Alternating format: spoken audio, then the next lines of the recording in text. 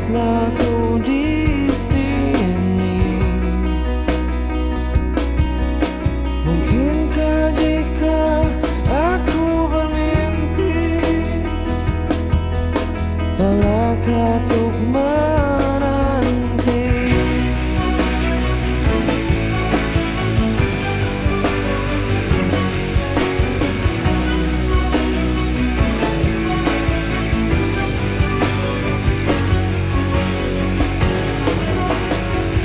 Takkan lelah aku menanti, takkan hilang cintaku ini, hingga saat kau tak kembali, kan ku kenang di hati saja.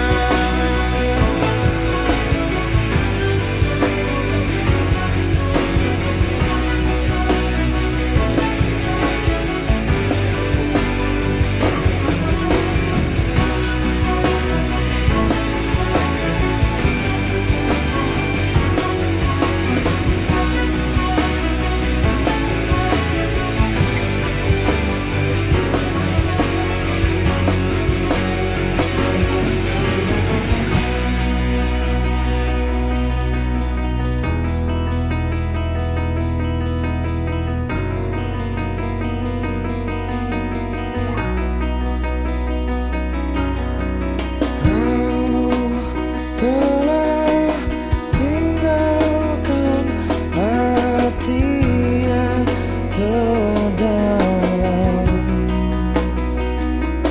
hingga tiada cinta yang tersisa di jiwa.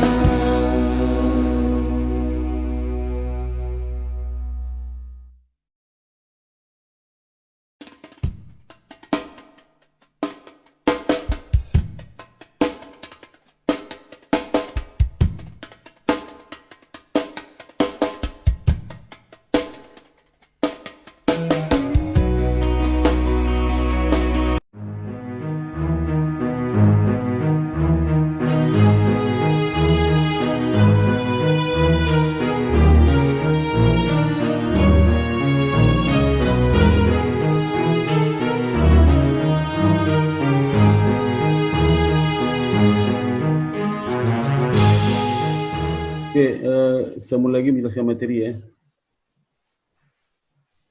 Ya, jadi materinya itu adalah saya buka info screen.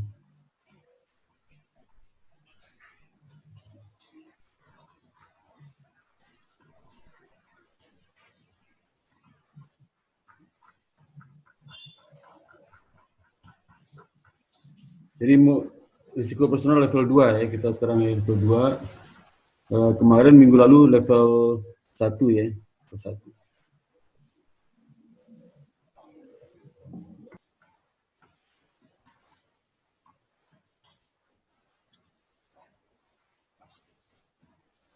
Oke, di level 2 ini beda level 1 apa? Level 2 ini dia menambah menjelaskan mengenai metode pengukuran risiko personal. Di metode pengukuran risiko personal itu ada 3 ya. Satu basic, yang kedua standar, yang ketiga advance. Nah, yang risiko personal 1 kita sudah bahas mengenai metode pengukuran yang basic. Nanti kita masuk pengukuran yang standar. Tapi sebelumnya kita lihat dulu konsep risiko personal secara umum ya, karena sebenarnya sudah dijelaskan pada minggu lalu. Jadi risiko personal itu adalah risiko sebagai akibat ada ketidakcukupan atau tidak berfungsinya proses internal, kesalahan manusia, kegagalan sistem, dan atau akibat kejadian-kejadian eksternal yang mempengaruhi personal bank.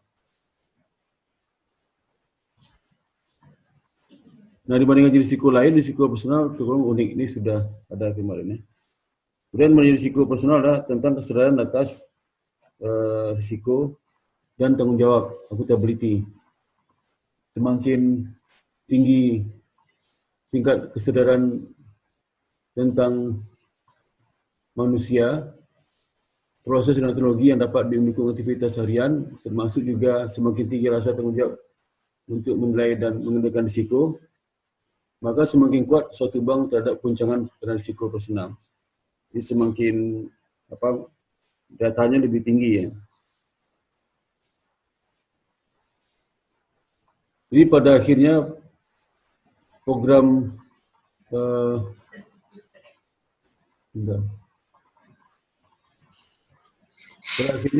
margin risiko personal ditujukan agar tidak ada unsur kejutan, no surprise ya.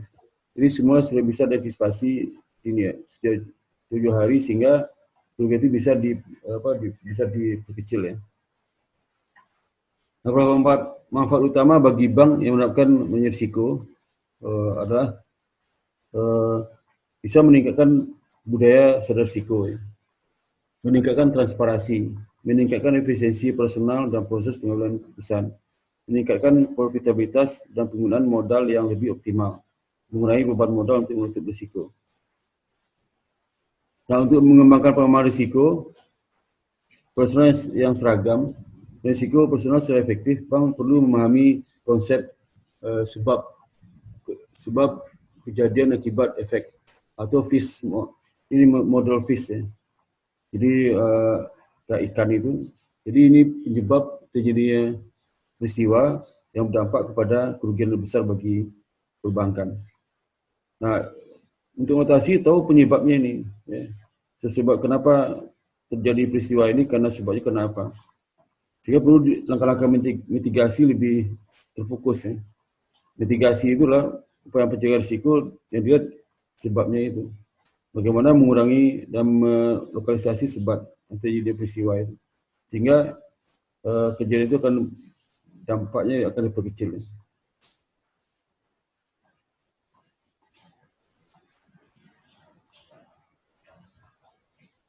Di kategorisasi kejadian risiko personal adalah meliputi internal fraud, external fraud. Jadi internal itu di dalam sendiri, seperti misalnya yang kasus terjadi, penggelapan, penyalahgunaan properti atau pelanggaran peraturan hukum atau kebijakan perusahaan, tidak termasuk perbedaan diskriminasi kejadian yang melibatkan paling tidak satu pihak internal. Jadi kerugian karena pemakaian komputer sistem oleh yang tidak berwenang, ini sehingga menimbulkan penggelapan, ya, penggelapan transaksi keuangan, transaksi dalam bentuk buka tabungan, deposito dan sebagainya. Istilah fraud dari luar, contoh kerugian karena perampokan kas dalam perjalanan ya. Kategorisasi kemudian yang ketiga praktek ketenagakerjaan dan keselamatan kerja juga bisa menimbulkan risiko kerugian personal. Jadi kerugian karena pemogokan karyawan ya, protes, perselisihan antar manajemen, perselisihan sesama karyawan. Ya, itu karena tidak puasan kebijakan direksi, sehingga menyebabkan turunnya penjualan, meningkatnya beban operasional, biaya tetap dan sebagainya. Kemudian juga dari klien atau produk dan praktek bisnis. Klien kerugian timbul akibat kelalaian tidak sengaja atau lalai untuk memenuhi kewajiban profesional terhadap klien. Juga termasuk akibat rancang produk tidak memenuhi kebutuhan pasar ya, praktek bisnis yang tidak jujur, tidak punya integritas dan sebagainya. Ini contoh kerugian karena adanya komplain, tuntutan nasabah, adanya penyalahgunaan informasi rahasia. Ini juga misalnya merugikan perbankan. Misalnya juga ada karyawan yang melakukan penggelapan dana nasabah. Ya. Kemudian juga komplain dari nasabah karena dananya ditilap oleh nasabah.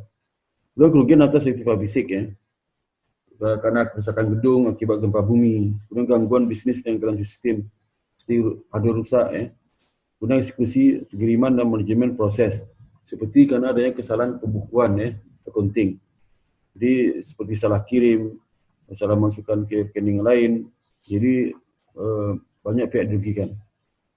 Nah penyebab dari kejadian tadi itu bisa disebabkan karena faktor manusia. Jadi kalau mitigasi risiko, kalau tahu penyebab manusia, yang dimitigasilah manusianya. Kalau manusianya tidak integritas ya bisa dididik, kalau tidak dididik itu dipecat ya, diperingatkan. Kalau masalah proses internal ya, internal, apa karena sistem, apa karena kebijakan, itu bisa itu dilakukan perubahan-perubahan dalam mitigasi risiko personal. Kalau sistem teknologi misalnya, kalau sistem teknologi yang usang ya, tidak update, maka mitigasi melakukan perubahan teknologi yang lebih update atau kapasitas teknologi yang tidak memadai atau antrian panjang dari konsumen karena teknologi yang masih lama, ya, data down dan sebagainya. Ada kejadian eksternal, dari eksternal sulit dimitigasi karena banyak nggak bisa dikontrol oleh perusahaan, kecuali perusahaan mengalihkan risiko yang terjadi karena faktor eksternal. Seperti misalnya karena pertumbuhan ekonomi ya, ekonomi menurun sehingga kerugian operasional cukup tinggi ya. Dan juga karena atau kebijakan ya, kebijakan dari otoritas, nah, itu juga kontrol perbankan. Mitigasi gimana? Itu jauh-jauh hari harus mempersiapkan diri terhadap kemungkinan terjadi perubahan-perubahan tersebut. Nah dampaknya gimana? Jadi ada peristiwa, kita harus mengidentifikasikan peristiwa terjadi risiko itu atau potensi, boleh jadi penyebabnya. Nah dimitigasi penyebabnya itu. Dan kalau dampaknya apa? Dampaknya bukan kerugian, seperti contoh berkurang nilai aktiva, ya. Kurang nilai aktiva kenapa? Karena rugi operasional itu menyebabkan apa? Menyebabkan cash berkurang atau resources berkurang. Karena tipe bersih juga berkurang pada kerugian kan. Dan kedua, hilangnya hak regres, loss atau recourse. Pembayaran untuk pengeluaran uang kepada pihak ketiga yang salah dan tidak dapat dikembalikan. Salah transfer ke pihak tertentu. Misalnya banyak rekening penipu yang tiba-tiba mentransfer dana nasabah ke rekening penipu itu sehingga tidak bisa kembali lagi dan nasabah kecewa kan.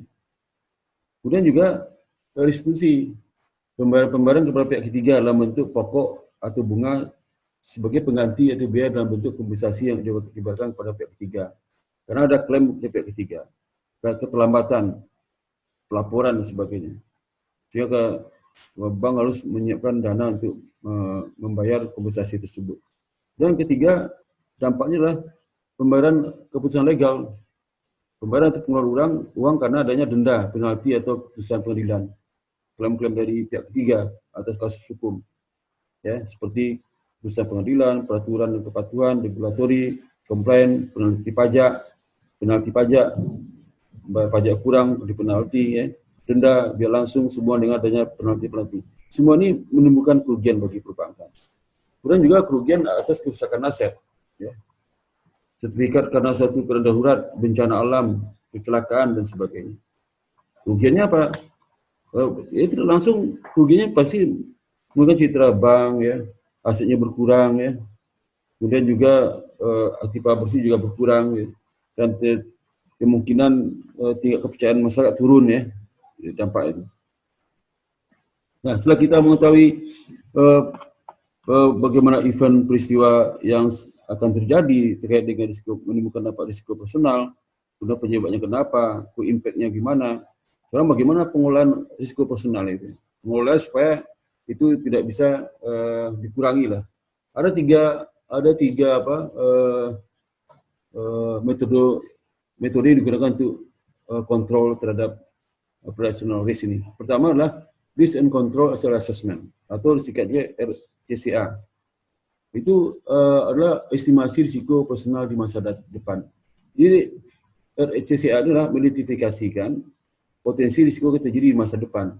Dan kedua, metode LED, Loss Event Database.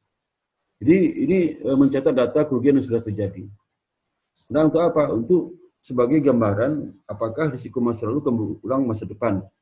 Atau apakah kalau peristiwa yang lalu berulang masa depan, lebih gampang kita mitigasi dari penyebabnya itu. Pasti penyebab itu juga, ya. Tapi kalau risiko yang terjadi di depan itu nggak pernah terjadi sebelumnya, itu yang repot, ya. Karena sesuatu yang baru. Kemudian yang ketiga, metode adalah menggunakan key risk indicator. Jadi mengendalikan risiko personal yang terjadi saat ini dengan melalui limitasi pembatasan. Nah, ketiga metode saling terkait, ya, saling mendukung. Jadi contoh ya, untuk menggunakan metodologi RCCA harus didukung oleh LED. Ya. Nah, kalau RCCA itu harus didukung oleh KRI, nggak bisa enggak. Ya, misal contoh, Departemen itu, risk manajemen departemen telah mengidentifikasikan risiko terjadi risiko A. Nah, risiko A itu diperoleh dari hasil lab, Loan Event Database. Kemudian untuk mencegah yang terjadi butuh KRI, Key Risk Indicator. Ya, ini sering terkait. Jadi risk control assessment RCCA itu adalah bagaimana mengantisipasi potensi terjadi risiko personal ke depan. Ya. Yang kedua, loss event database tadi itu. Ya, bagaimana risiko yang terjadi selama ini dicatat dengan baik. Database risk management harus sangat baik. Karena data masa lalu bisa menentukan risiko masa depan. Seperti misalnya kerugian karena nilai surat berharga yang dimiliki oleh perbankan. Nah, bagaimana cara mengatasinya? Berapa potensi risiko kerugian surat berharga? Itu berdasarkan pergerakan harga pasar dari surat berharga selama ini. Itu kan dari database, dari hasil statistik perusahaan, sehingga dapat deviasinya. Itu loss event database. Kemudian yang ketiga, key risk indicator. Itu untuk melengkapi penilaian risiko personal dengan RCCA dan lab. Ya. Kalau RCCA aja, itu nggak bisa dilakukan tanpa ada KRI. Karena siapa yang mengontrol risiko-risiko akan terjadi di masa datang? Tentunya KRI. RCCA ada mengidentifikasikan. KRI lah yang akan melakukan kontrol pembatasan dilakukan oleh yang depan. Misalnya contoh ya, misalnya risiko personal akan terjadi di masa depan, potensi kerugian akan terjadinya karena kesalahan IT down. Nah, bagaimana mengatasinya? Itu KRI punya standar ukuran sendiri supaya jangan terjadi yang diperkirakan itu. Ya. Jadi dalam menetapkan menjadi risiko personal sehari-hari, unit kerja menggunakan perangkat ORM tools dalam melakukan penetapan. Ya. Jadi ini adalah 5 langkah yang dilakukan dalam risk management. Semua liquidity risk, credit risk, kemudian juga market risk, semuanya menggunakan 5 langkah ini. Penetapan atau identifikasi, mengukur, mencatat risiko, menentukan limit, menyusun rencana darurat, menetapkan sistem pengendalian intern. Ya. Intern untuk mencegah potensi risiko akan terjadi. Ya. Itu tadi perangkat yang 3 itu harus digunakan. Ya. Nah, selain 3 perangkat itu ada lagi perangkat lain yang digunakan dalam melakukan pengelolaan risiko personal. Itu seperti produk atau aktivitas baru. Ya. Risiko teknologi informasi, risiko continuity management, anti pencucian uang, pencegahan penadah teroris. Ini bagaimana cara supaya produk-produk aktivitas baru ini bisa mengurangi risiko personal. Karena produk baru cenderung berisiko. Karena kan masih baru. Contoh dulu pernah ada beberapa produk di perusahaan itu seperti Nasiku ya. Nasiku itu produk baru besar-besaran iklannya itu gagal. Kenapa gagal? Mereka tidak melihat karakter culture dari masyarakat Indonesia ya. Karena beras itu bagi mereka gampang beli ya, tersedia setiap saat. Jadi nggak perlu ditumpuk beras di rumah. Karena kapanpun beras tersedia. Tapi kalau beras itu datangnya agak susah, baru mereka stok beras. Maka Nasiku bisa laku, tapi kenyataannya enggak ya.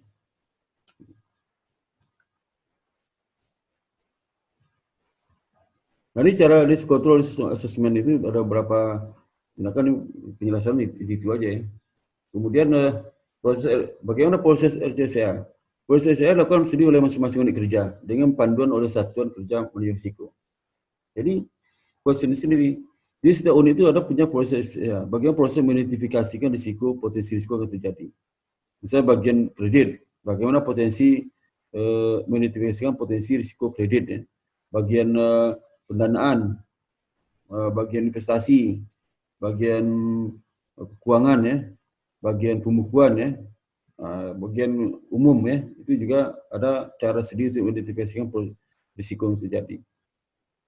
Tujuan dasarnya adalah untuk mengidentifikasikan seperti yang dijelaskan dan mendeteksi sumber-sumber risiko personal yang potensinya di penyimpangan, kegagalan dalam menjalani aktivitas profesional. Jadi intinya adalah melihat peristiwa yang akan terjadi dan penyebab dan dampaknya. 3 itu ya.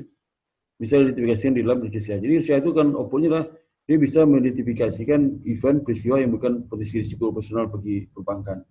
Yang kedua, dia bisa menilai kos penyebab terjadinya peristiwa itu. Dan sekalian juga cara mitigasi. Yang ketiga, dia juga bisa menghitung impact-nya, dampak dari kejadian itu. Kedua, key risk indicator. Ya. Indikator ini adalah digunakan untuk mengidentifikasikan cenderungan tingkat risiko personal meningkat. Ya. Dengan KRI, bank mengidentifikasikan dan menganalisis risiko sejak dini atas naik turunnya indikator atau tingkat risiko dalam rangka pengendalian setiap risiko personal berkat pada setiap aktivitas bisnis. Intinya gini aja. Jadi indikator itulah bagaimana perusahaan itu punya kebijakan untuk melakukan limitasi terhadap potensi risiko yang terjadi. Output dari RCCA ini itu dilakukan limitasi pembatasan supaya jangan sampai terjadi peristiwa. Jadi kontrolnya sangat ketat. Ya. Jadi saat di berjalan itu KRI yang melakukan monitoring. Dan yang mencatat bagian tadi itu yang ketiga itu mencatat. Jadi penentuan parameternya seperti misalnya spesifik, measurable, actionable, responsibility, dan timely. Ya, key-risk indicator. Dalam penggunaan parameter itu mengaktifkan pengolahan KRI, bank harus memantau dan mencatat data KRI secara berkala, baik harian, mingguan, bulan, semester, dan atau bahkan tahunan tergantung ketersediaan data. Hasil pemantauan KRI dilaporkan kepada pihak yang berkepentingan untuk dilakukan tindak lanjut. Hasil pencatatan atas pemantauan KRI minimal sampai kepada kepala unit bisnis. Ya. Lalu loss event database. Jadi sudah mungkin bingung apa beda key risk indikator sama loss event database. Ya, ini saya mencatat juga. Ya. Ini karena penjelasan bolak-balik ini ya. Jadi key risk, ini penggunaan key risk indikator risiko kunci ya. Jadi bagaimana membuat indikator risiko kunci dalam ukuran-ukuran tertentu ya, tertentu. Sedangkan loss event database itu peristiwa yang terjadi selama ini itu dicatat di dalam tugas loss event database ya. Diperlukan dalam proses mengidentifikasian. Jadi saya kira seperti ini. Dari loss event database dipakai datanya oleh RCCA ini ya. Itu risk and control assessment. Setelah RCCA nanti data itu dipakai oleh KRI ya. KRI dipakai lagi nanti oleh loss event database. Loss event database pakai RCCA, RCCA dipakai oleh KRI. Gitu terus bolak-balik ya. Mutar terus ya, siklus itu ya. Contoh misalnya dari loss event database itu informasi tentang peristiwa apa yang terjadi selama ini bisa terjadi, penyebabnya ya, peristiwa seperti apa, dampak seperti apa. Data itu dipakai oleh dalam menentukan risk and control, risk control self assessment, untuk penilaian ya, penilaian potensi akan terjadi di masa depan. Apa contoh kerugian akan terjadi di masa depan, efeknya, ukuran seperti apa, dampaknya, penyebab siapa, mitigasi apa yang dilakukan. Nah hasil itu dipakai oleh KRI menentukan indikator kunci dalam melakukan pembatasan limitasi. Misalnya dampak ya, dia harus tahu dampaknya maksimal berapa. Itu key risk indikator menentukan berapa maksimal dampaknya. Kemudian event yang mana bisa tolerir, mana enggak. Nah, itu key risk indikator. Misalnya dari hasil risk control itu menyatakan ini ada peristiwa 1, 2, 3. Key risk indikator menyatakan peristiwa 1 hanya sampai tahap tertentu harus di-cut ya, harus dikontrol yang ketat. Kemudian penyebabnya, key risk indikator melakukan lokalisasi penyebab itu. Apa kebijakan harus dilakukan supaya penyebab ini bisa diatasi.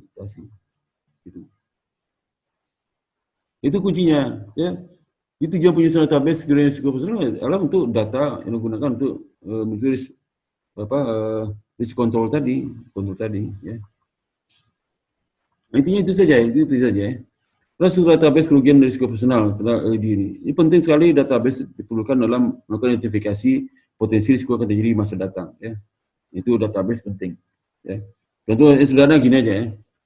Kita mau mengidentifikasikan berapa potensi risiko kredit yang akan terjadi di masa datang. Itu adalah bagian risk and control.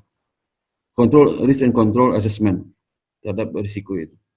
Berapa potensi kerugiannya? Dan kita butuh data masa lalu. berapa probability kejadian peristiwa itu akan terjadi di masa lalu. Misal 3 tahun, 4 tahun terakhir.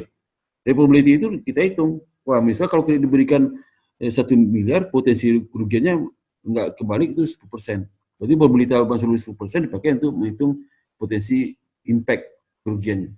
Itu dapatnya berapa? 10%. 10% kalau ada 1 triliun berarti 100 miliar maksimal kerugian harus dianukan. Nah, kalau di data disampaikan ke KRI itu key risk indicators itu melakukan perhitungan, wah ini kalau kerugian terbesar kreditnya jangan diberikan sebanyak itu, harus kurang dari itu. Ada pembatasan-pembatasan dilakukan oleh KRI itu, indikator, supaya kemudian nggak berimpact seperti itu. Misal contoh SDM penyebabnya, SDM yang harus di-training dulu ya, nggak boleh, misalnya SDM yang ditaruh di bagian kredit harus SDM yang kualitas seperti apa, kualifikasi seperti apa, harus jelas itu ya. Jelas. Terus event database sangat penting sekali ya, event database. Analisis risiko pada produk dan aktivitas baru. Ya, ini penting ya, karena potensi terbesar risiko operasional timbul dari kegagalan produk baru atau aktivitas baru. Ya, aktivitas baru itu buka cabang baru, ya, itu aktivitas baru. Kemudian produk baru di perbankan, buku tabungan baru, di mana tabungannya ada apa? Di samping bisa menabung, dia bisa asuransi. Ya, asuransi macam-macam, asuransi kerugian, asuransi jiwa, lengkap seperti itu. Tapi itu pernah dibuat oleh Bank Bumi Putra seperti itu. Bank Bumi Putra bikin tabungan yang mirip bisa nabung, bisa asuransi. Akhirnya gagal akhirnya dan tutup Bank Bumi Putra itu. Nggak ada peminatnya, ya. Peminat karena akibatnya apa? Biaya untuk tabungan itu tinggi sekali karena bank itu membebani premi asuransi, asuransi jiwa, semacam. Jadi banyak potongan tabungan. Jadi malas nasabah nabung di bank itu jadi. Ya. Itu contoh kegagalan produk baru. Akibatnya apa? Investasi sudah banyak dikeluarkan oleh bank itu kan, jangan hasil nggak ada. Nah, sudah aku ketahui Bank Mitra kan tutup gitu, ya, Bank Koperasi. Ya.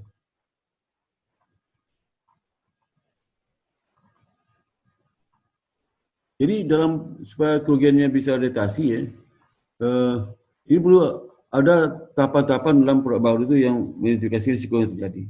Tahapan-tahapan produk, aktivitas risiko terjadi sebagai produk atau aktivitas baru oleh pengusaha produk. Tak boleh self assessment ya, potensi kemungkinan risiko operasional yang terjadi di produk baru itu. Tak penilaian kecukupan pengelolaan risiko oleh satuan kerja manajemen risiko. Ya. Kemudian tak permohonan persetujuan rencana penerbitan produk atau pelaksanaan aktivitas baru. Tak persetujuan Bank Indonesia. Itu juga ada. Tak peluncuran produk atau aktivitas baru. Tak pelaporan realisasi penerbitan produk itu. Ya. Sehingga bank harus memiliki kebijakan dan prosedur secara tertulis untuk mengelola risiko yang melekat pada produk atau aktivitas baru ya tersebut ya.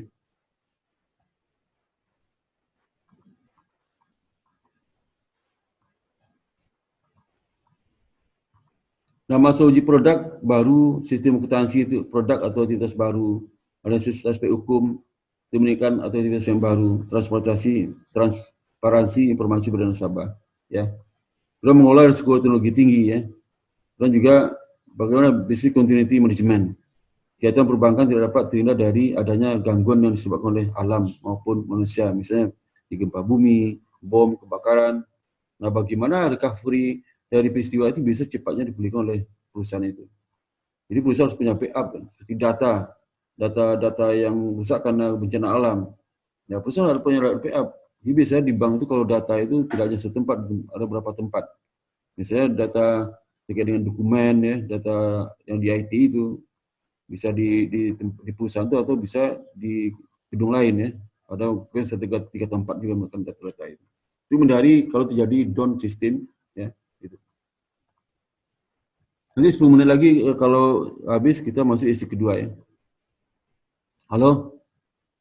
Halo? Iya, Pak.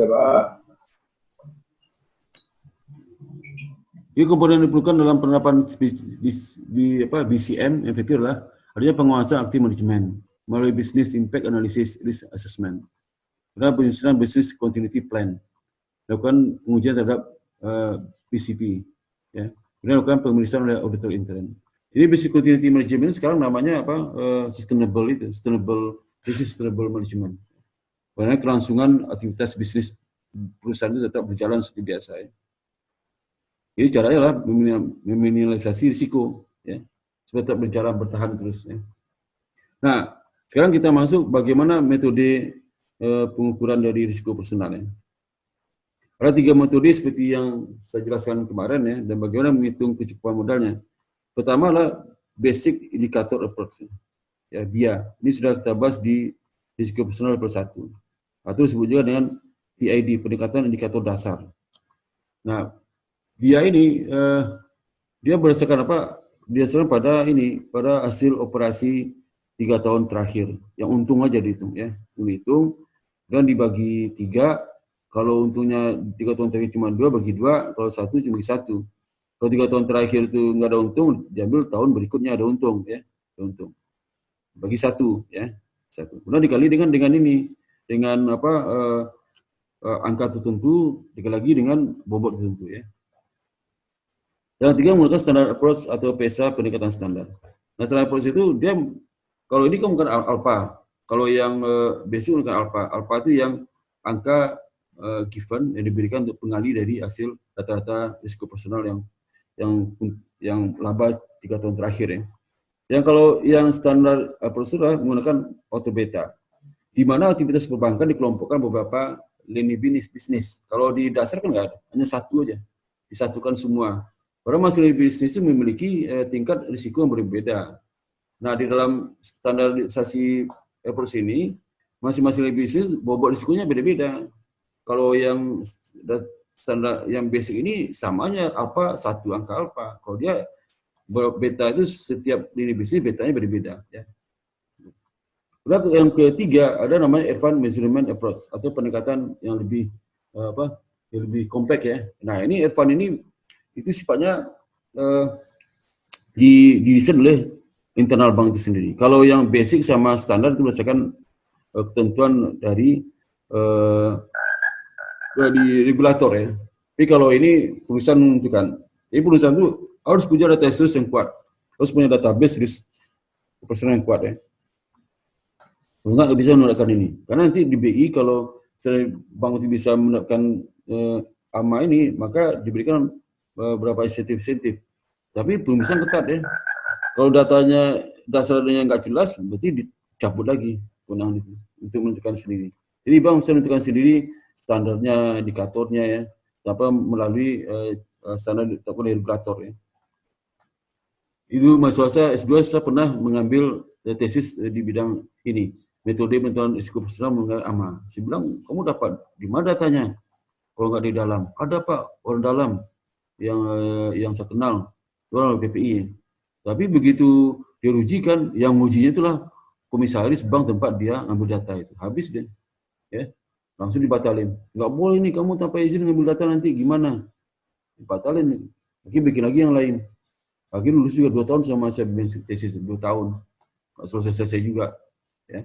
Ini selesai deh sekarang. Dengan pendekatan AMA, bank diperbolehkan menghitung kebutuhan modal minimum menggunakan kombinasi dari berbagai pendekatan yang terbagi dalam 2. Pendekatan berdasarkan data kerugian historis, ya, indikator exposure, dan pendekatan berdasarkan kualitas lingkungan pengendalian.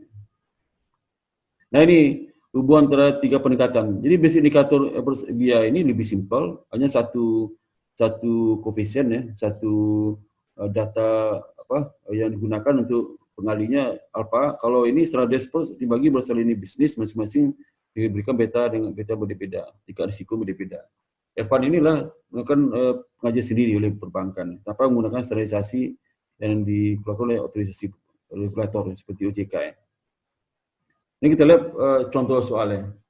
Jadi kalau pendekatan standar, ya, itu pendekatan standar itu dibagi, ini kelihatannya, dibagi ada 8 lini bisnis. Pertama, lini manajemen keuangan, ya, corporate finance, dengan perdagangan dan penjualan, perbankan retail, perbankan komersial, pembayaran dan penyelesaian, ya, jasa kustodi dan agent, kemudian manajemen aset manajemen, dan terakhir adalah terkait dengan ini.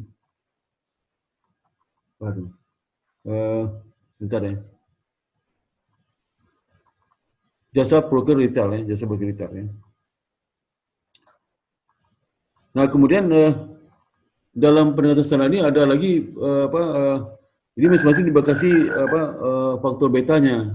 Jadi contoh ya, kan dibagi 3 kelompok line bisnis, investment banking, berdasarkan jenis operasionalnya, perbankan dan jasa keuangan lainnya. Jadi operasional investment banking, operasional perbankan, ya, kemudian juga jasa keuangan lainnya. Nah masing-masing itu ada investment banking ada 2 line bisnis, corporate finance sama perdagangan atau penjualan. Perbankan ada 4 line bisnis, bank retail, perbankan komersial, pembayaran dan penyelesaian, jasa keyakinan. Kalau jasa keuangan ada 2 line bisnis, manajemen aset dan broker retail. Nah, masing-masing beta berbeda. Kalau untuk yang investment banking, betanya duanya sama, 18% sama 18%. Tapi kalau perbankan, masing-masing line bisnis beda-beda, ada 15%, kalau bank retail 12%, kalau perbankan komersial 15%, kalau pembayaran dan penyelesaian 18%, kalau jasa keuangan, keyakinan, kustodi 15%. Ya, persen. Dan kalau jasa keuangan lainnya, manajemen aset, itu 12%, broker retail 12%. Jadi level 1, level 2 limit usahanya. Ini. Nah, kemudian kita lihat contoh ya. Contoh standar itu. Ya. Ini contohnya. Ini bagaimana formulasinya? Formulasinya adalah nanti pengawas melakukan periode monitoring sebelum bank menggunakan SA, ya, di mana tujuan penggunaan modal di mana dihitung KPSA, regulatory capital yang diperlukan berdasarkan standardized approach. Berapa modal yang diperlukan, ya. Dan nanti dapatnya adalah gross income, ya, gross income dari masing-masing line bisnis, ya. Kan ada 8 tuh. GI 1 sampai 8, ya. G itu gross income, singkatan gross income. 1 gross income line bisnis 1, gross income line bisnis 2, gross income line bisnis 3 sampai 8. Jadi masih itu dikalikan gross income masing-masing bisnis dikalikan betanya, ya. Nanti dibagi 3, ya, itu masing-masing bisnis. Bagi 3, ya. Itu jadi laba bruto masing-masing line bisnis bagi 3. Itu artinya. Jadi ditambahkan total berapa totalnya. Dan laba brutonya itu beda sama yang basic ya. Kalau basic kan yang dicari 3 tahun terakhir yang laba, kalau ini enggak. Mau laba mau rugi ditambahkan nanti bagi 3, ya, bagi 3. Itu contoh ya. Contoh misalnya ini ada 8 line bisnis ya. Corporate finance, trading, sales, retail banking, commercial banking, ya. Kemudian payment and settlement, agency service, asset management, retail brokerage, brokerage. Nah itu ini data 2010, 2009, 2008. Nah contohnya corporate finance. Corporate finance ini rata-rata gross income-nya ditambahkan aja 1000 tambah 1100 tambah 1000 bagi 3. Dapatnya sini adalah dihitung ya itu 1033,3, ya. Kemudian dikali betanya, kali beta dapat 186,0, ya, kali beta. Kemudian juga seperti trading and sales, ya. Itu kan tahun 2010 line bisnis ini untung 1.200, 2009 1000, 2008 0, nggak ada. Maka caranya itu apa? 2.200 tambah dikurang 1000, ya, kurang 1000 berapa? 1000 1.200 kurang 1000 berapa? 1.200. 1.200 bagi 3. Bukan bagi 2, bagi 3. Karena kan 3 tahun terakhir. Bagi 3 dapat 400, ya, 400. Jadi mau rugi mau laba atau bagi 3. Kemudian retail banking, ya. Retail banking itu ada 4.000, 4.500, 5.000. Ditambahkan itu bagi 3 dapatnya 4.500.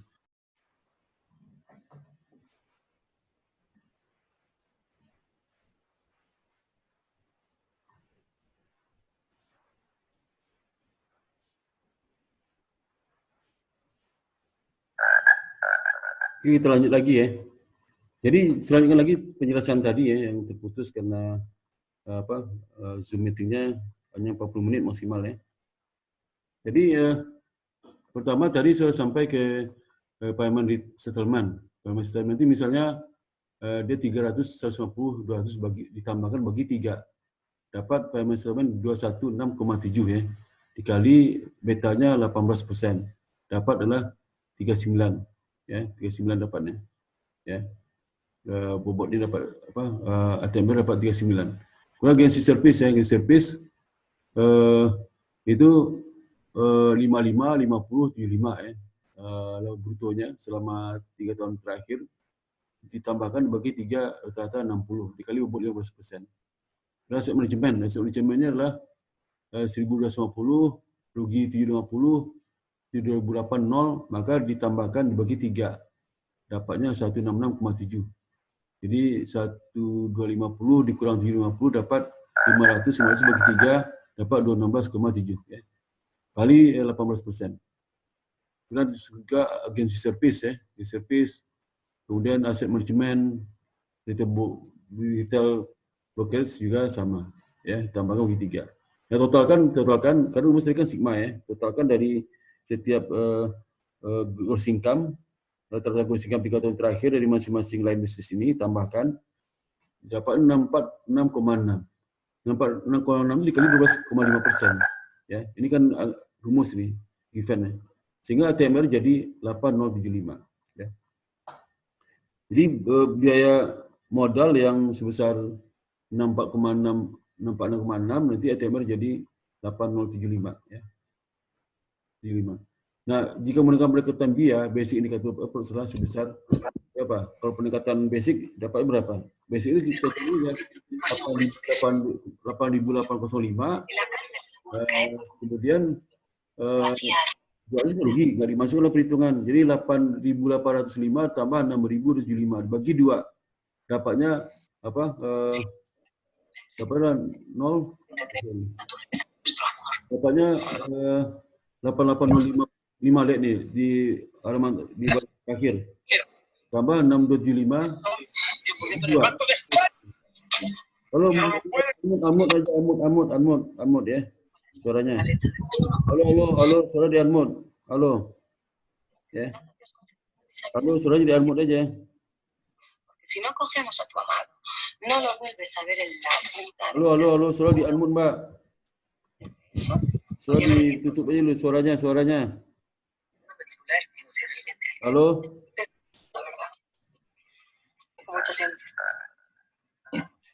Samir Adam itu cuma suaranya di amut Mas. Samir Adam. Di amut suaranya. Samir Adam.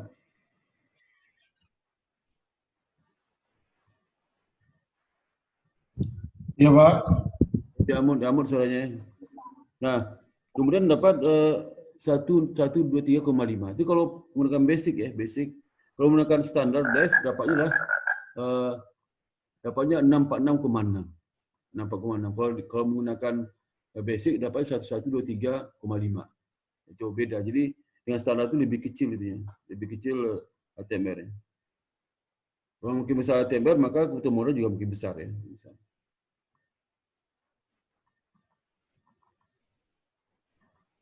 Ada lagi alternatif standar approach perhitungan lain ya. Selain dari tadi itu ada lagi alternatif lain. Alternatif lain itulah di mana ada apa menggabungkan 2 kelompok. Jadi dalam bisnis 8 itu gabung 2 kelompok. Kelompok pertama, kelompok kedua. Kelompok pertama itulah seperti corporate finance, trading, sales, payment, settlement, agency service, asset management, retail banking, itu satu kelompok ya. Itu Bang Rafa gabungkan dengan menggunakan beta 18%. Kelompok kedua adalah retail banking dan commercial banking. Nah, itu total dari gross income itu dikalikan 15%. Ya. Cara gini ya. Coba Anda perhatikan. Ini agak rumit ya. Karena banyak nggak bisa dijelaskan di modul ini, dari angka ini. Ya. Jadi pertama, ada 2 kelompok ya. Kelompok retail banking, commercial banking, satu kelompok ya. Kemudian kelompok retail banking, commercial banking, kemudian bisnis lainnya. Jadi pertama ditunggu retail banking dan commercial banking ya. Retail banking itu misalnya 2010, 2009, 2008. Kelompok pertama itu ada 2 lane bisnis, retail banking sama commercial banking. Hitung masing-masing 1.100, 1.000, 1.000, 75.000. Tadi yang data tadi itu. Kemudian commercial banking 50, 40. Totalnya lah 160, 140, 2009, 75.000 tahun 2008. Itu pendapatan bruto, konstanta. Jadi dari jumlah yang kelompok pertama ini, ya, itu nanti retail banking komersial 3,5% ya. Nah, dikalikan 3,5% dari 90, ya. 90 ini dapatnya. Jadi kalau dia 10% kan 19, sepertiga dapat 5,6. Jadi 3,5% kali 160 dapat 5.600. Kemudian 3,5% kali 140 dapat 4,900. 3,5% dari 75.000 dapat 2.625. Kemudian bisnis lainnya yang tadi itu penggabungan 6 lane bisnis lain, di mana laba bruto 5.805, kemudian tahun 2009 rugi 700, tahun 2008 untung 1.275. Beban modal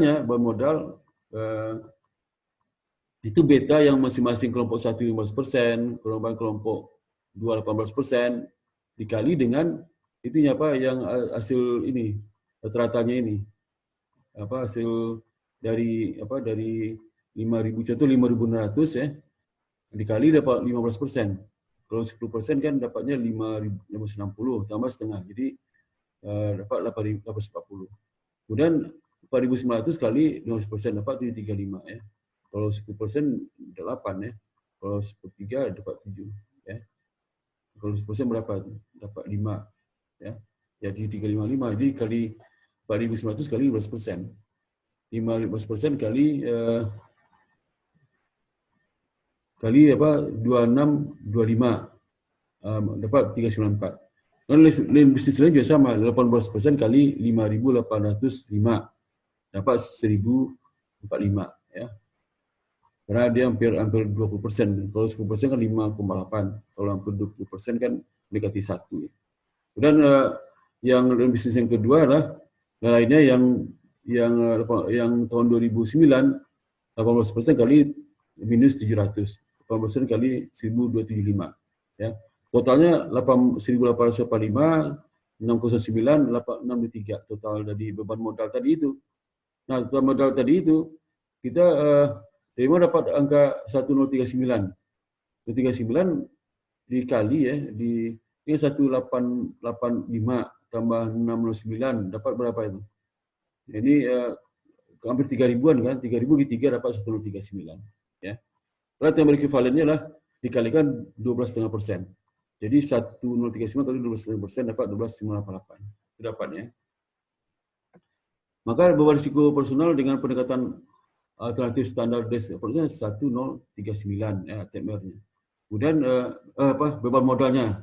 Beban modal dapat dari 1885 tambah 0,609 tambah 23 bagi 3 dapat 1039 ya. Kemudian dikali 12,5% dapat 12988 ATMR-nya. Kalau berapa modal minimum harus dipenuhi oleh perbankan itu? Itu 8% kali 12,988. Itu dapat modal minimumnya. Kalau karnya paling tidak 10,5%, maka modal minimum 10,5% kali 12,988. Itu dapatnya. Ya, ada pertanyaan seperti sini. Nah, mengenai metode yang ketiga itu nanti di risk management level 3. Karena ada 3 metode yang digunakan menghitung dari risiko personal. Nah, banyak mahasiswa dalam melakukan skripsi, misalnya dampak risiko personal terhadap harga saham ya, harga saham misalnya. Nah, dia menggunakan metode ini basic atau standar DES approach ini ya. Dapat support. Karena kan data kalau standar approach ini agak susah karena laporan keuangan bank itu kan tidak ada membagi line bisnis 8 ini. Hanya untuk internal aja. Kalau untuk eksternal dia nggak bagi. Jadi kalau untuk laporan keuangan bisa pakai basic itu, basic ya. Oke, ada pertanyaan seperti sini. Halo. Ya, Pak. Halo. Tolong buka videonya ya. Tolong buka video ya. Itu tadi saya cek ada satu kelompok yang mengirim bukan video tapi dalam bentuk word, nggak jelas nama siapa itu ya.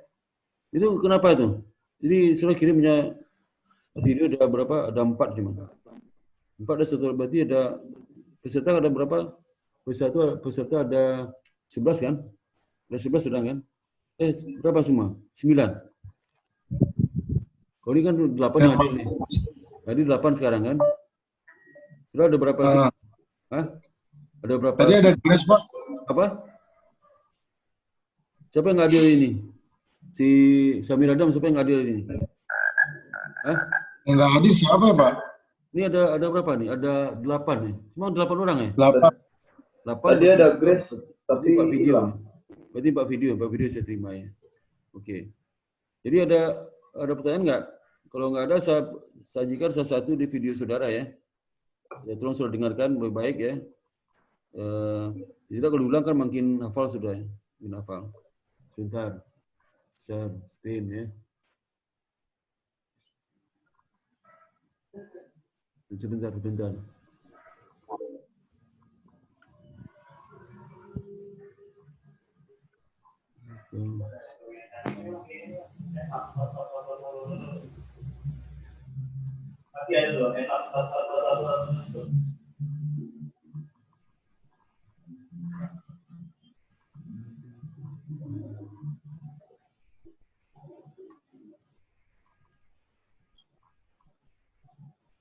Sebentar ya.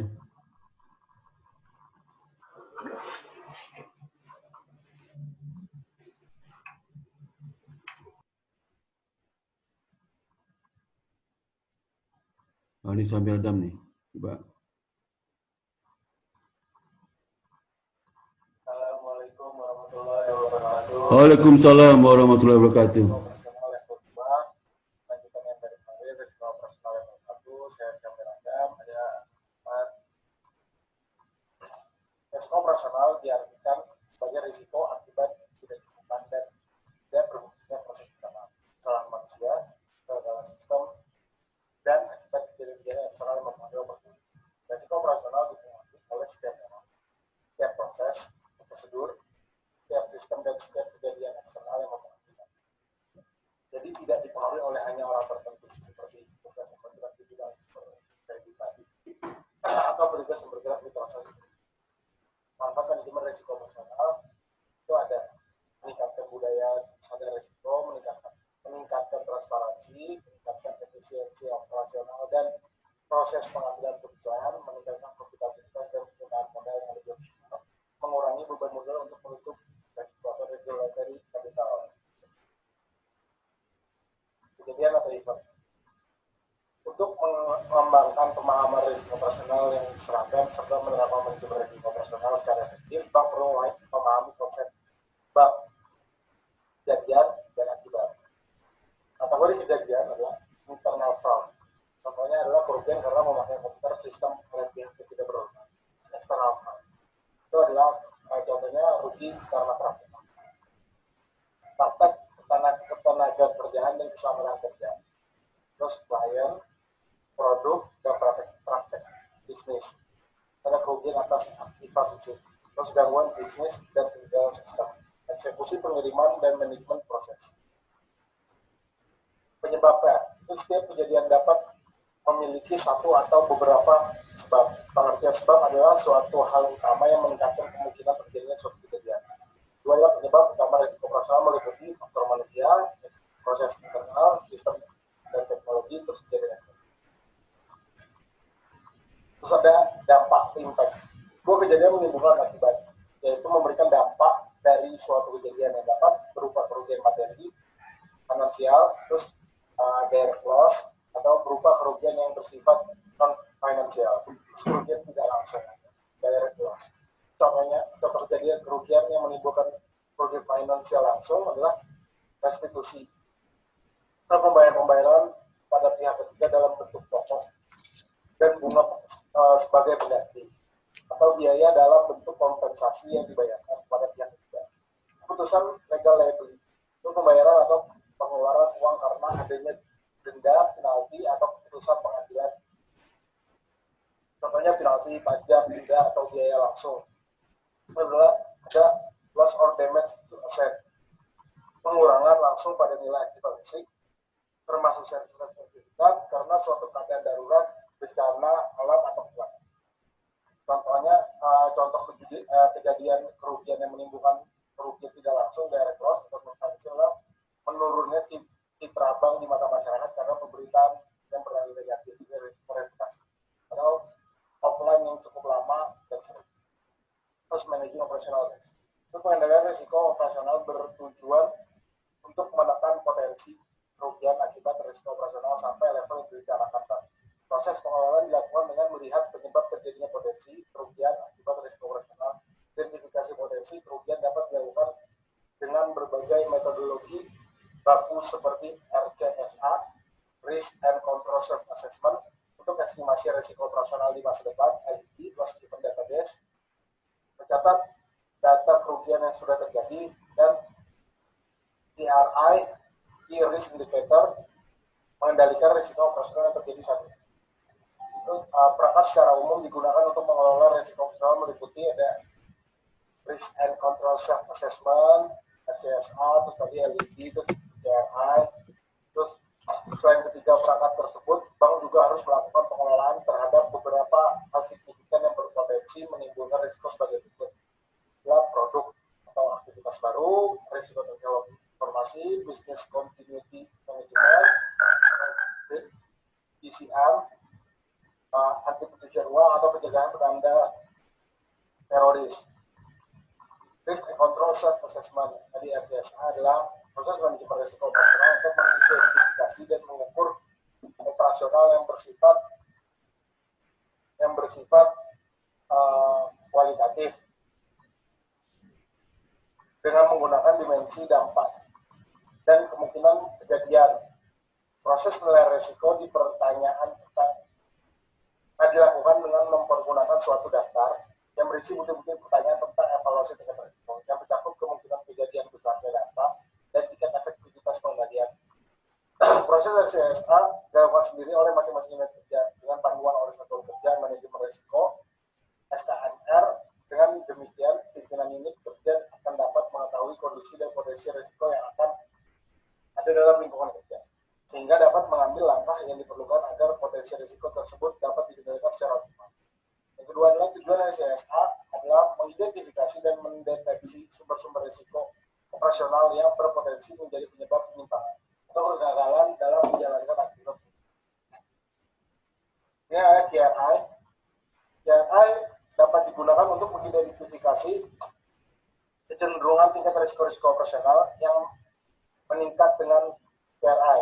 Bank mengidentifikasi dan menganalisis risiko sejak dini atas naik turunnya indikator-indikator tingkat risiko dalam rangka pengendalian setiap risiko operasional yang melekat pada setiap aktivitas bisnis dan operasional bank.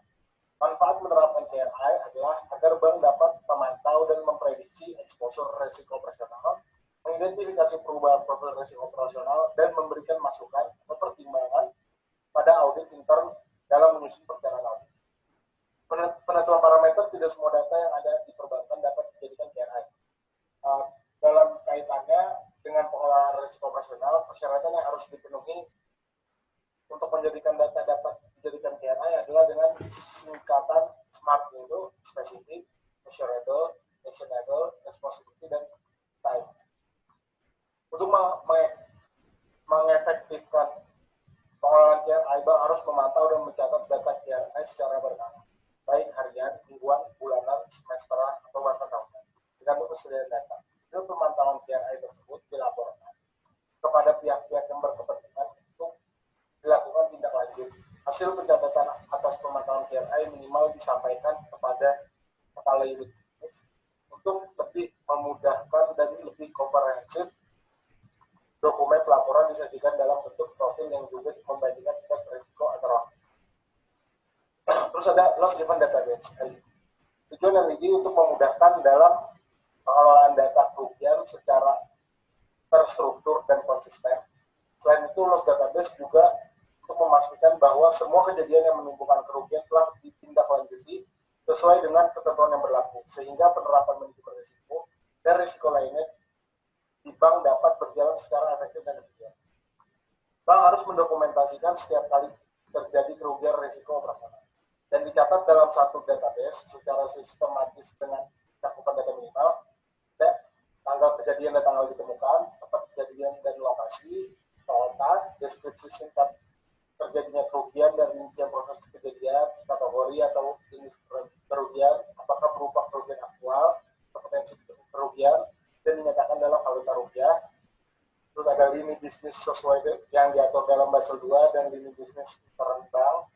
Terus kategori kejadian dan sebagaimana dituangkan dalam dokumen Basel 2, kategori penyebab terjadinya kerugian operasional, tanggal penyelesaian kerugian, terus recovery mencakup jenis, jumlah, dan kemudian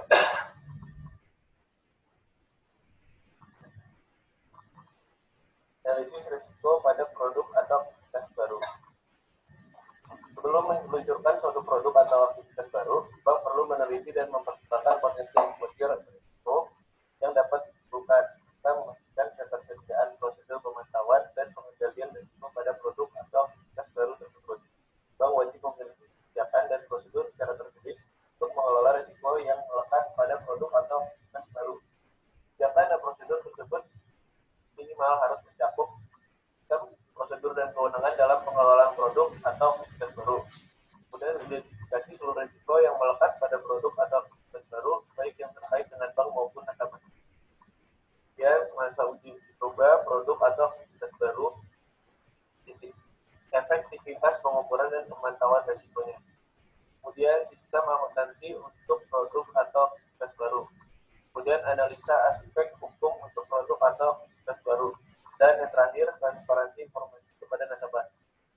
Kemudian mengelola risiko teknologi informasi dalam rangka meningkatkan efisiensi kegiatan operasional dan mutu pelayanan bank kepada nasabahnya.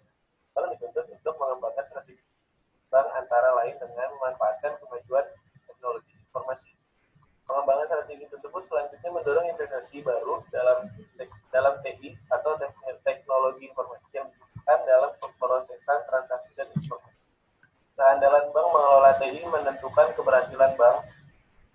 Itu pengurangan langsung pada nilai aktiva disebabkan oleh suatu kejadian kerugian operasional. Terus ada juga hilangnya hak regres atau loss of recourse, pembayaran atau pengeluaran uang kepada pihak ketiga yang salah dan tidak dapat dikembalikan. Terus contoh kejadian kerugian yang menimbulkan kerugian finansial atau direct loss antara lain yaitu restitusi, yaitu pembayaran pada pihak ketiga dalam bentuk pokok atau bunga sebagai pengganti, atau biaya dalam bentuk kompensasi yang dibayarkan pada pihak ketiga. Terus ada keputusan legal liability, yaitu pembayaran atau pengeluaran uang karena ada tidak penalti atau keputusan pengadilan, seperti keputusan pengadilan, peraturan dan kepatuhan, penalti pajak, denda, atau biaya langsung berhubungan dengan adanya penalti lainnya. Terus ada contoh kejadian kerugian yang menimbulkan kerugian finansial atau direct loss, yang antara lain loss or damage to asset, pengurangan langsung pada nilai aktiva fisik termasuk sertifikat karena suatu keadaan darurat, misalnya bencana alam atau kecelakaan.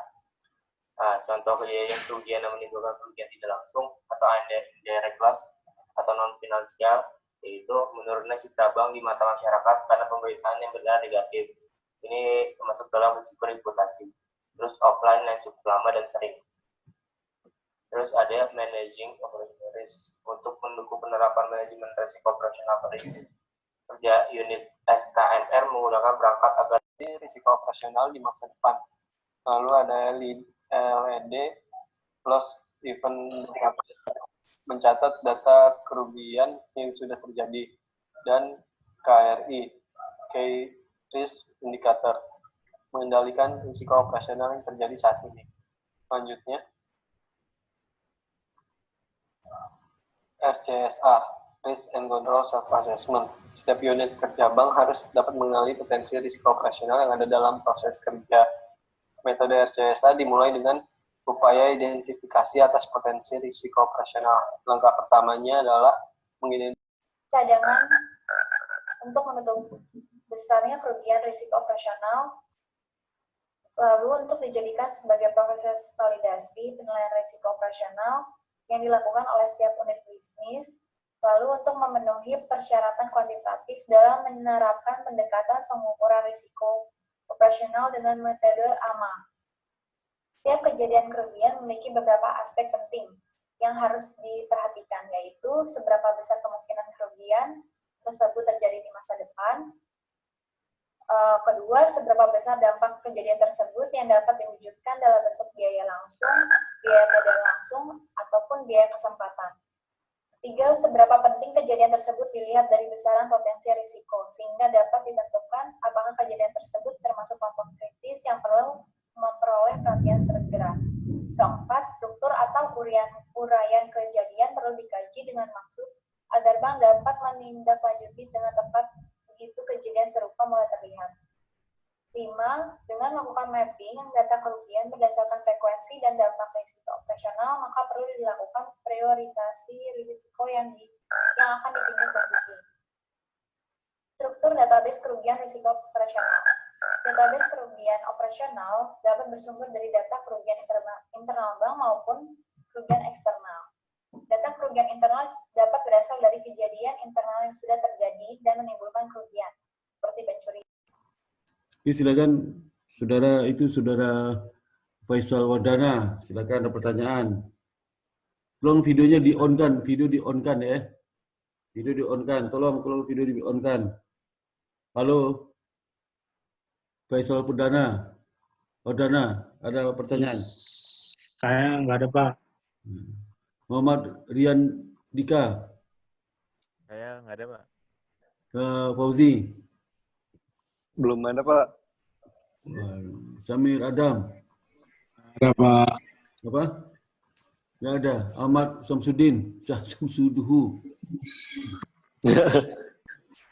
Nggak ada, Pak. Jana Sifa.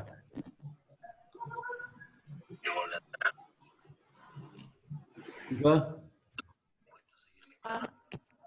Ada pertanyaan nggak? Milan? Kalau nggak ada, saya mau nanya ya. Apa perbedaan basic indikator sama standardized indikator? Metode. Metode kan ada 3 metodenya. Basic, standar, sama advance ya. Metode ATMR dari risiko personal. Nah, pertanyaan saya, apa perbedaan basic sama standar itu? Saudara Faisal Wardana, coba jelaskan perbedaannya apa? Faisal Wardana. Perbedaannya apa? Iya, Pak, ya, Pak. Bentar. Si Grace mana? Saya Grace ini nggak ada Grace. Grace mana bilang dia langsung. Grace mana? Katanya nggak bisa join, Pak. Berapa? Mau nikah? Nggak. Adi juga error katanya, Pak. Adiawan. Pura error. Si Wardana, jawab apa itu? Apa perbedaan basic sama standar itu? Metode dalam penentuan ATMR. Kalau yang standardized approach itu dia lebih kompleks dibandingkan yang PID dalam menentukan modal. Ya, bagus. Terus PSA menggunakan kombinasi indikator keuangan dan lini usaha. Ya. Terus sama halnya dengan PID. Terus PSA itu menggunakan pendapatan bruto sebagai indikator exposure risiko, namun dirinci dalam 8 lini usaha. Ya, terus apa lagi? Terus kalau pendekatan PSA itu menentukan pembagian unit kerja dalam 8 lini bisnis standar. Udah kamu ulang tadi itu. Apa lagi? Oh, udah ya? Udah kamu ulang. Udah apa lagi? Terus apa lagi, Pak? Apa lagi, ayo? Apa lagi?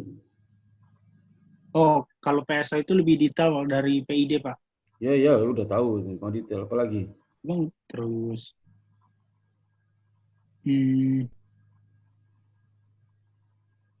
ayo. Udah, saya kasih yang lain. Udah, Pak. Udah, tolong Ahmad Samsuduhu. Apalagi yang udah disebutkan kamu yang diulang lagi, udah benar semua tapi yang diulang lagi ya. Apalagi itu perbedaannya. Kalau PID dia lebih cocok dipakai oleh bank-bank kecil, Pak. Ya, yang basic ya. Nah, yang basic indikator approach. Kalau SA dia karena lebih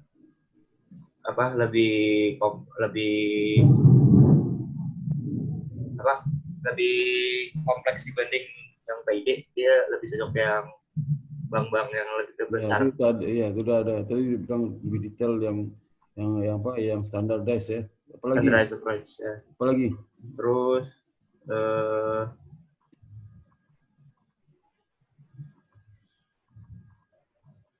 kalau enggak saya lempar yang lain. Udah, Pak. Okay. Hah?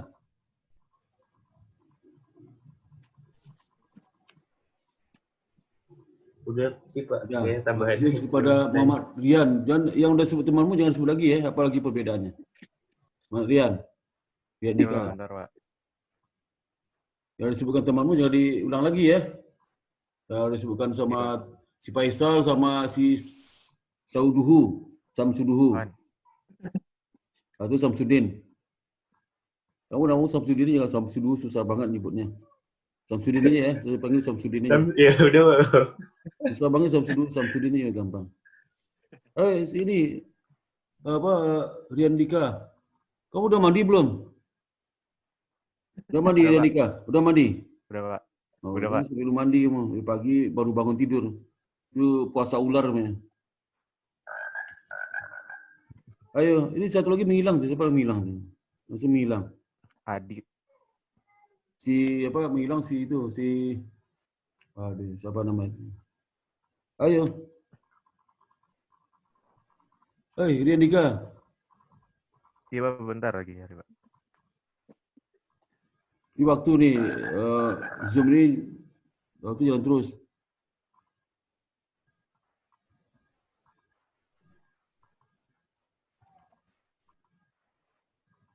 Ayo.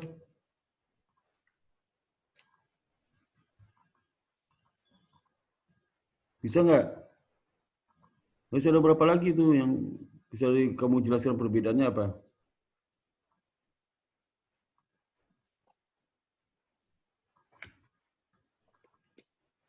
Yo, Samir Adam. Samir Adam, tuh. Mukamu dipenuhi semua, jangan setengah-setengah. Nah, Samir Adam. Iya, Pak. Ya, kamu jawab apa perbedaannya?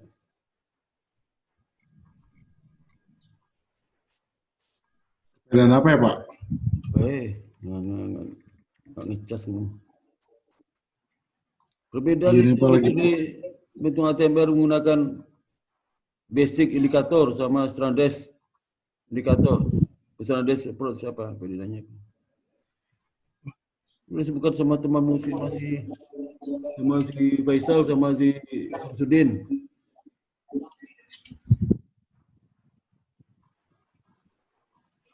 Apa ya, Pak, perbedaannya ya, Pak? Jangan tanya saya tanya kamu, tanya saya. Jangan nanya saya. Saya tanya kamu, saya nggak tahu. Enggak, saya tanya sama kamu. Nanya saya lagi. Cal, apa Cal perbedaannya, Cal? Aduh, mana sih? Ada di Kamu udah presentasi, emang bacain aja, ngerti nggak presentasinya itu? Udah presentasi berdua lagi sama siapa berduanya? Aufar, Pak, dia nggak masuk, Pak. Silent dia. Waduh, Aufar. Oh, basic indicator approach, Pak, BIA. Iya. Beda sama standardized apa? Sama standardized approach. Ya, bedanya apa tuh? Ulang lagi ya. Benar, Pak.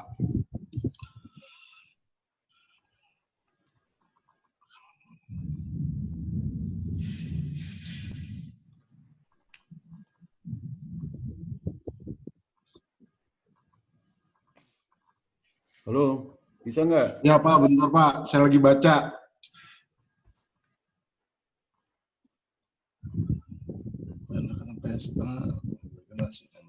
Kalau kamu ngerti, nggak usah dibaca tuh. Aduh. Rumusnya bisa kamu bisa lihat beda. Rumusnya cara ngitung bisa lihat bedanya tuh. Cara ngitung nggak bisa lihat bedanya. Apa? Kurang paham saya, Pak. Oh, nggak paham ya. Terus si Istiana. Beda apa Istiana? Milan sama Grace dibuka videonya dong. Milan sama Grace. Oh, videonya di on kan? Halo si Istiana coba. Istiana, apa bedanya? Satu, cara ngitung rumusnya. Kalau basic apa? Ada yang bisa boleh apa? Kalau PID perhitungannya menggunakan alfa. Alfa ya, bagus. Kalau itu yang Kalau PSA menggunakan beta, Pak. Nah, beta itu untuk apa? Satu beta atau banyak beta dia? Banyak beta, Pak. Nah, banyak beta untuk apa tuh? Perbedaan masing-masing beta itu beta kemana? betanya itu tergantung dengan lini usaha dan unit usaha, Pak. Nah, bagus. Apalagi? Kalau unit usaha investment banking itu Ya. terdapat lini usahanya 2, corporate finance Ya. sama perdagangan Ya. dan penjualan. Bagus. Ya, Itu apalagi? betanya 18%. Ya. Terus kalau unit usahanya perbankan, itu lini Ya. usahanya terdapat 4. Ya, bagus. Bank retail, perbankan komersial, pembayaran dan penyelesaian, dan jasa keagenan dan kustodian. Itu Ya, betanya 15%, 12%, 18%, Pak. Ya, apalagi? Pak, saya izin kamar mandi ya, Pak. Ya. Yang balik nggak? Terus kalau unit usaha, Bawa aja HP-mu ke kamar mandi. Ya, terus. Akan pakai laptop, Pak. Oh, laptop. Pakai HP lah. Aku celana pendek aja kamu. Ya, juga celana panjang, itu celana pendek rumah. Untung pakai celana ya. Kalau pakai celana kelihatan tuh. Untung aja pakai celana. Tak khawatir lupa pakai celana, langsung berdiri aja. Ya, halo si Kristiana, ayo coba teruskan apa lagi? Si Grace langsung keluar ya. Dengar pertanyaan langsung keluar si Grace. Mencret dulu sini. Ayo si Kristiana, apa lagi bedanya? Apa lagi?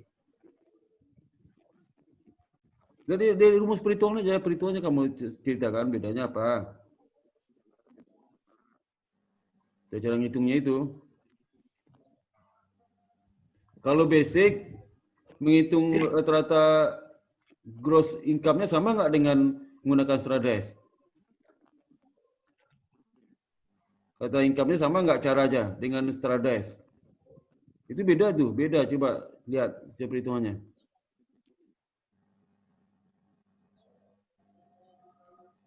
Kalau Strades itu laba rugi 3 tahun terakhir bagi 3.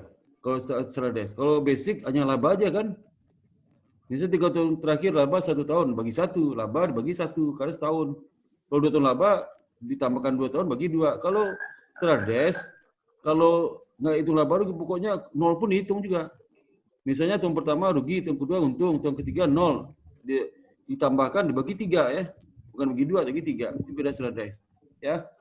Ngerti nggak? Halo? Ya, Pak. Halo? Ya, Pak, ngerti, Pak. Istiana ngerti nggak Istiana? Iya, Pak. Kalau Istiana ngerti nggak? Itu bedanya ya. Perbedaannya itu. Ya. Nah, ini perbedaannya. Ya. Kemudian kalau itunya di pengaliannya apa? Beban modal gimana gitu? Kalau beban modal itu kan dikali berapa itu? Basic dikali berapa? Beban modal itu dikali berapa itu? Kalau yang Strades dikali berapa? Kan sama 12,5%, tapi 12,5% ada pengalian juga. Jadi sama nggak angkanya? 15. Berapa? Sebelum 12,5 dikali 12,5% ada juga pengalian persentase berapa itu? Kalau basic berapa? Basic. Basic 15%, Pak. 5%. Kalau Strades? Standardized. Lihat di tabel itu, perhitungan contoh Strades itu lihat. Ini berapa? Cuma dikali 12,5% ada pengalian juga tuh. Ada? Hah? Lalu sudah kali dengan beta masing-masing. Ya. Langsung kali 12,5%. Iya, Pak. Gitu ya. 12, 15, 18. Ya. Kalau itu levelnya 15%. Ya. Itu bedanya. Tapi karena azan sudah kedengaran, kita sampai di sini saja. Hari ini. Iya, Pak. Mudah-mudahan setelah mengerti. Iya, Pak. Dibaca lagi tentang perhitungan karena di ujian keluar itu ujian US keluar ya. Perhitungan itu ujian Iya, Pak. US. Iya, Pak. Pahami Iya, perhitungan baik, itu. Pak. Ya. Iya. Demikian saya ucapkan Iya. terima kasih atas kedatangannya si Grace sama si Iya, Pak. lagi itu hilang langsung. Ya. Belum ada. Demikian akhiri alhamdulillah. Assalamualaikum warahmatullahi wabarakatuh. Waalaikumsalam warahmatullahi Waalaikumsalam wabarakatuh. warahmatullahi wabarakatuh. Terima kasih, Pak. Ya, sama-sama. Terima kasih, Terima kasih, Pak. Pak. Ya, sama-sama.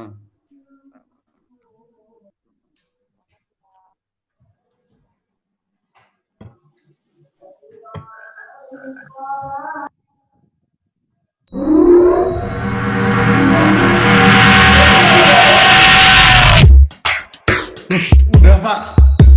Udah pergi semua kamu.